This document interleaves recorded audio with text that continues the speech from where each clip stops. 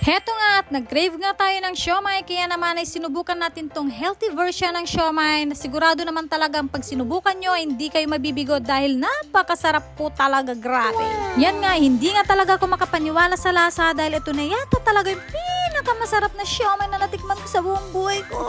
Nasabi ko nga na healthy siomai ito dahil nga ay gagamitin natin ditong pambalot ay Chinese cabbage. So ayan nga at mabilisan lang dapat na isasawsaw sa kumukulong tubig, saka naman natin ulit isasalin ito sa malamig na tubig. Ay pagkahirap-hirap nga din naman talaga mga kaprobinsya na kapag may mga gusto ka nga naman talagang kainin ay limit mo lang itong nakakain, pero syempre para-paraan ganun. So dito nga sa recipe na ito ay kakailanganin natin na gilingin yung carrots, bawang at sibuyas.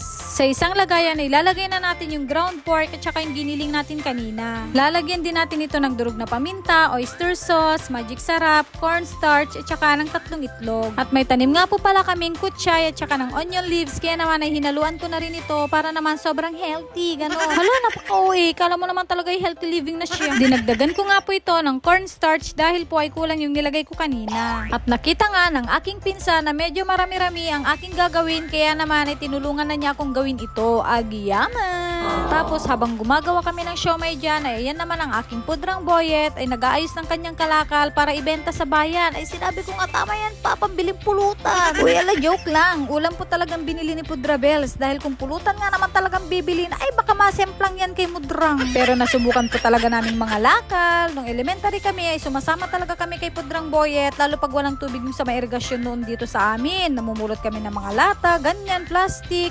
Tapos pag nakakita ka na lang ng isda dyan, huliin mo na, o diba? At least may ulam ka na, may kita ka pa. Uy, yan talaga yung mga childhood ng sarap balik-balikan at isipin. Tapos maalala mo yung mga kapalpakan mo nung bata kay matatawa ka na lang talaga. Tapos masasabi mo na lang, uy, hindi na ako yagit, nag-glow up na ako, wala At yan nga mga kaprobinsya ay dalawang klase nga ng pagbabalot ang ginawa namin. Yung sa akin ay parang siomai talaga, yung sa pinsan ko naman ay pahaba. Agiana!